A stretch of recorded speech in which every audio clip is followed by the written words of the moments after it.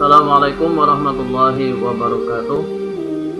Alhamdulillah wassalatu wassalamu ala Rasulillah wa ala alihi wa ashabi ajma'in, amma ba'd. Para siswa sekalian yang berbahagia, pada hari ini Bapak akan memberikan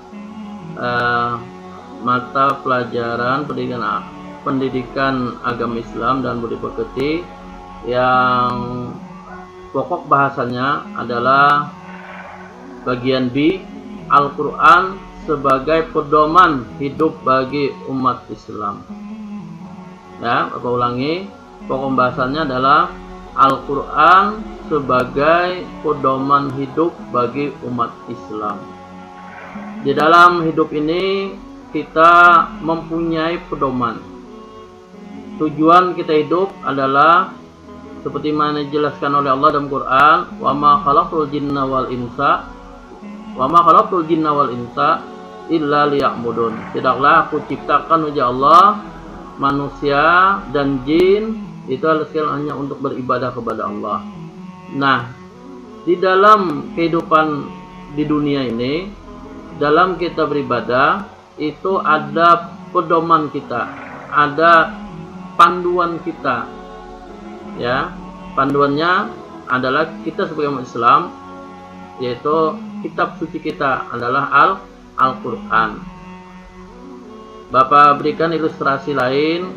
Kalau kita dalam perjalanan misalkan menuju ke hutan, nah kita harus ada punya pedoman, ada punya kompas supaya kita tidak sesat.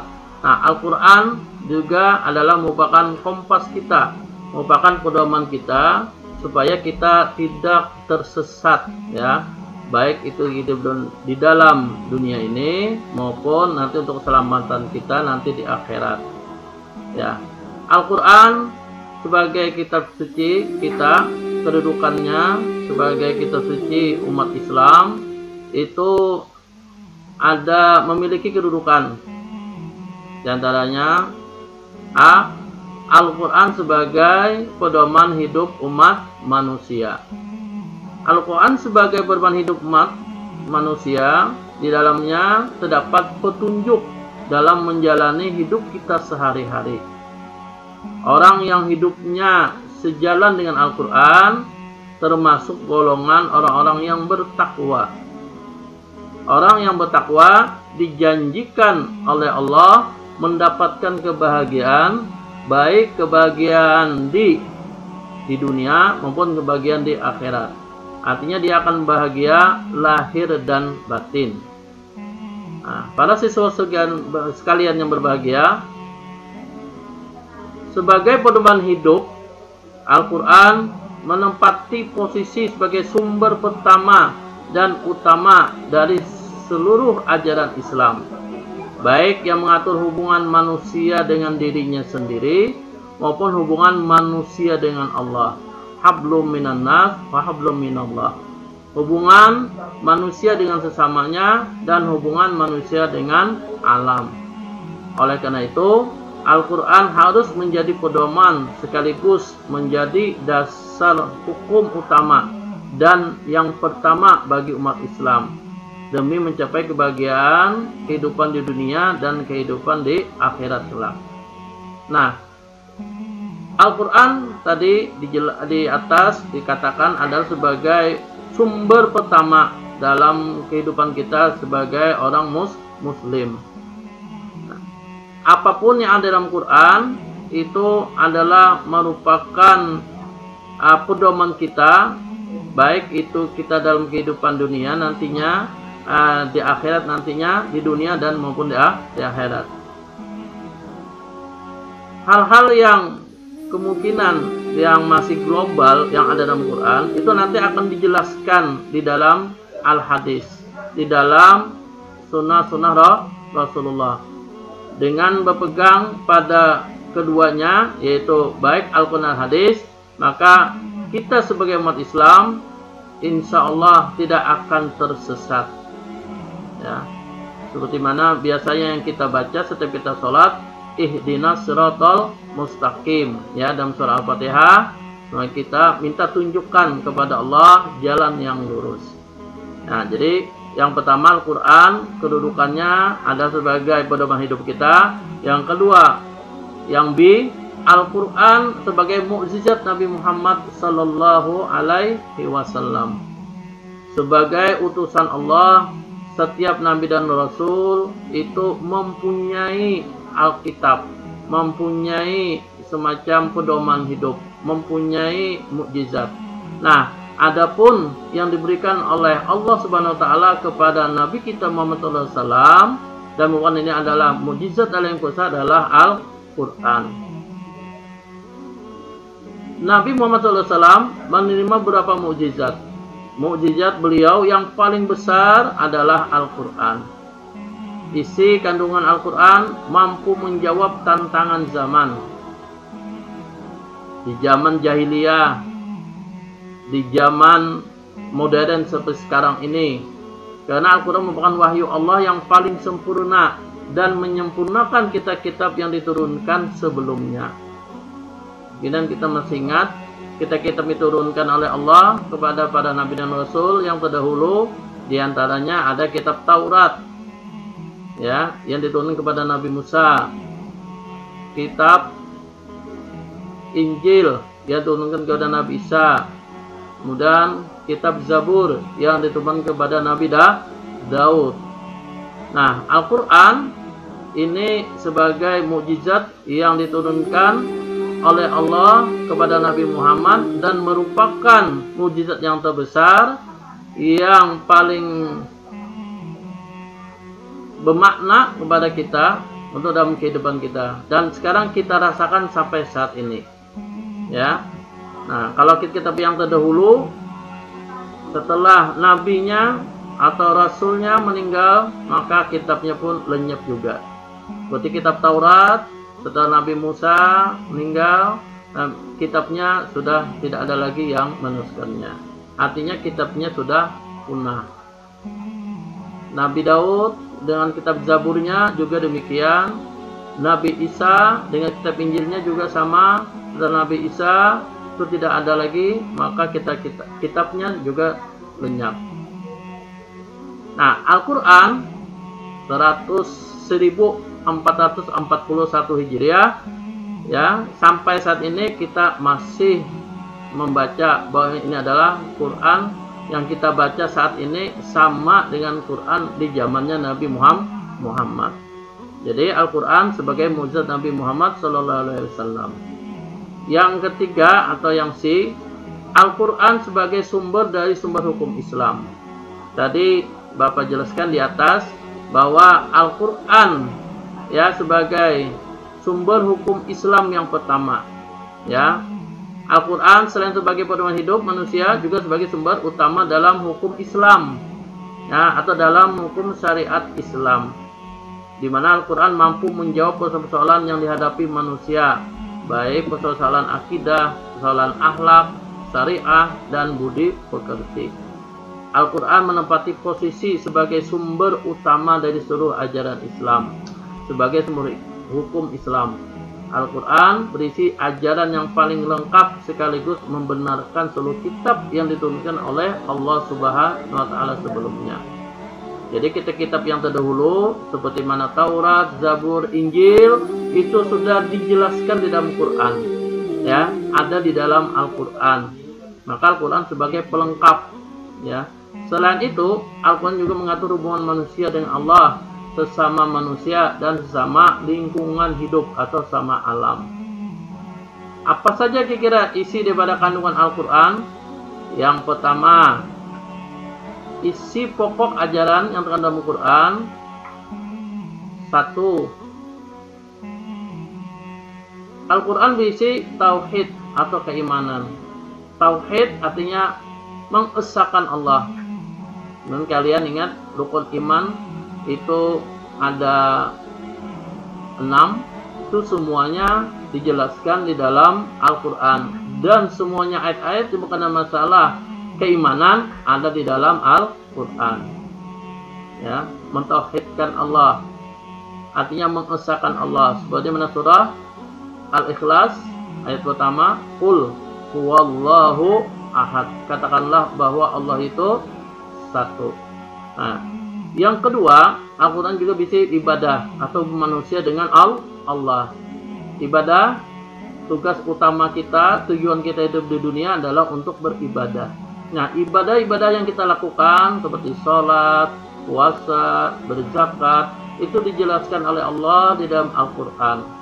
Ada dasarnya, ada sumber hukumnya dalam Al-Quran. Itu ada ayat-ayat yang menerangkan masalah ibadah tersebut. Yang ketiga, akhlak atau tingkah laku manusia dengan Allah. Perilaku kita kepada Allah, sesama manusia atau dengan semua ciptaan Allah yang lain, termasuk pada binatang, pada hewan, tumbuh-tumbuhan, itu dijelaskan di dalam Al-Quran. Yang keempat, isi kandungan adalah mengenai sejarah atau cerita dan kejadian umat-umat yang terdahulu. Kalau kalian membuka Al-Quran, itu ada surah-surah yang berkenaan masalah sejarah. Contohnya ada surah Yusuf, surah Yunus, ya. Nah, itu ada di dalam Al-Quran. Kalau kalian membaca, ada pada surah yang kedua itu Al-Baqarah, yang artinya adalah sapi betina. Itu cerita kejadian umat yang terdahulu. Itu cerita Bani Israel, ya, berkenaan dengan masalah dengan Nabi Musa. Nah, itu ada ceritanya, itu kejadian umat yang terdahulu. Ada Qarun, ada cerita Nabi Khidir, ada di dalam Quran. Kemudian yang kelima, itu Quran juga berisikan masalah muamalah. Muamalah itu artinya hubungan manusia dengan manusia. Seperti perkawinan, itu ada dasarnya dalam Quran. Seperti jual beli ada, ya. Nah, kemudian yang keenam, di dalam Quran ada janji dan ancaman. Nah, dalam Quran ada janji-janji Allah bagi orang yang beriman, bertakwa, maka ada janji Allah. Apa? Dia akan mendapatkan surga. Ada juga ancaman-ancaman bagi orang yang melanggar hukum-hukum Allah, yang ingkar dengan apa yang diperintahkan oleh Allah, tidak mengerjakan kewajibannya, maka diancam dengan neraka. Nah, ini biasanya ayat-ayat yang bukan masalah janji dan ancaman ini saling berdampingan, ya. Nanti satu ayat berkenaan masalah surga, nanti ayat berikutnya menjelaskan masalah neraka. Kemudian yang ketujuh, dalam Quran ada syariah atau hukum seperti wajib, ya, sunat, haram, makruh, dan mubah. Dalam Quran ada, ya. Seperti mana sholat, hukumnya wajib, aqimus sholat, itu ada ayatnya, ya, bahwa kita melaksanakan sholat itu hukumnya wajib. Puasa dalam surah Al-Baqarah ayat 183, ya ayyuhalladzina amanu kutiba alaikumusiyam. Hai orang yang beriman, diwajibkan atas kamu untuk berpuasa. Ini hukumnya wajib. Ada juga masalah haram, masalah makruh dan mubah dan sunat dan yang lainnya. Kemudian isi yang lain, Al-Quran ada berisi masalah ilmu pengetahuan. Kalau sekarang kita kenal dengan teknologi, itu dalam Quran ada, ya. Banyak ilmu-ilmu yang berkenaan masalah pengetahuan. Ingat, ayat yang pertama yang diturunkan oleh Allah, surah Al-Alaq ayat 1-5, itu adalah ayat berkenaan masalah ilmu pengetahuan, yang berbunyi, Iqra bismi rabbikal ladzi khalaq, khalaqal insana min 'alaq, Iqra wa rabbukal akram, alladzi 'allama bil qalam, 'allamal insana ma lam ya'lam. Iqra artinya bacalah. Nah, dengan membaca, maka kita akan terbuka pikiran kita. Ilmu kita akan bertambah. Banyak baca, banyak ilmu. Ya, kalau malas membaca, maka ilmunya sedikit. Nah, maka kalau kamu supaya menjadi orang yang berpengetahuan, maka banyak-banyaklah membaca. Dan ilmu yang dibaca atau itu bukan hanya cuma masalah ilmu-ilmu agama, namun adalah juga ilmu yang bukan masalah duniawi. Ya. Nah, dan ilmu itu terbentang semuanya. Ya Allah, Artinya ilmu yang Allah berikan ke dunia ini hanya sedikit sekali. Andai kata air laut itu ilmu yang diturunkan oleh Allah kepada manusia itu adalah setetesnya saja. Nah, ini yang Bapak berikan, sampaikan kepada kalian. Tadi ada hal-hal yang berkaitan dengan masalah. Pertama, Al-Quran ada sebagai pedoman hidup kita, dan yang kedua, Al-Quran itu ada isi-isi pokoknya Al-Quran, ya. Untuk mengakhiri daripada pembelajaran kita untuk hari ini, Bapak memberikan tugas kepada anak-anakku sekalian, yaitu tugasnya tolong kalian catat.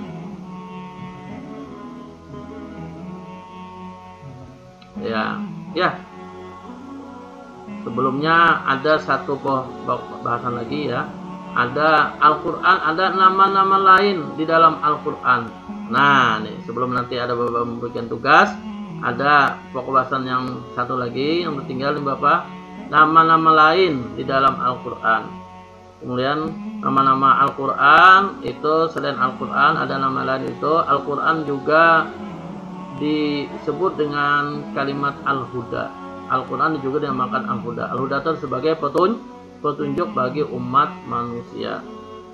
Nah, kemudian Al-Quran juga disebut dengan Al-Furqan, artinya pembeda antara yang baik dan yang buruk. Ya, nama lain sebenarnya Al-Quran ada Asy-Syifa. Asy-Syifa ini sebagai penawar, sebagai obat penenang hati. Kemudian Al-Quran juga disebut dengan Ad-Dzikra, artinya sebagai peringatan, baik itu ancaman maupun balasan.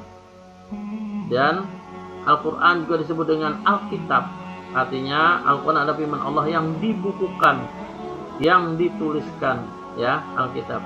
Dzalikal kitabul la raiba fi, ya, itulah Al-Quran, ya. Alkitab setidaknya sebagai Al-Quran. Nah, jadi ada nama-nama lain di dalam Al-Quran, yaitu Al-Huda, Al-Furqan, Asy-Syifa, Ad-Dzikra, dan Alkitab. Nah, sekarang Bapak memberikan tugas kepada kalian, tolong kalian catat, ya. Yang pertama, mengapa Al-Quran dikatakan sebagai sumber dari segala sumber hukum dalam Islam? Ya. Yang pertama, mengapa Al-Quran dikatakan sebagai sumber dari segala sumber hukum dalam Islam? Itu yang pertama. Yang kedua, sebutkan 5 macam pokok atau isi daripada Al-Quran. Sebutkan 5 macam atau 5 pokok isi daripada Al-Quran. Yang terakhir, yang ketiga, sebutkan nama-nama selain Al-Quran, ya, nama-nama lain selain Al-Quran. Itu tadi Bapak jelaskan, Bapak ulangi. Yang pertama, mengapa Al-Quran dikatakan sebagai sumber dari segala sumber hukum dalam Islam. Yang kedua, sebutkan 5 pokok isi daripada yang terdapat dalam Al-Quran. Yang terakhir, sebutkan nama-nama lain, ya, selain Al-Quran, ya. Ini yang Bapak berikan tugas kepada kalian. Terima kasih atas perhatiannya dan selamat untuk mendengarkan dan mengerjakannya. Assalamualaikum warahmatullahi wabarakatuh.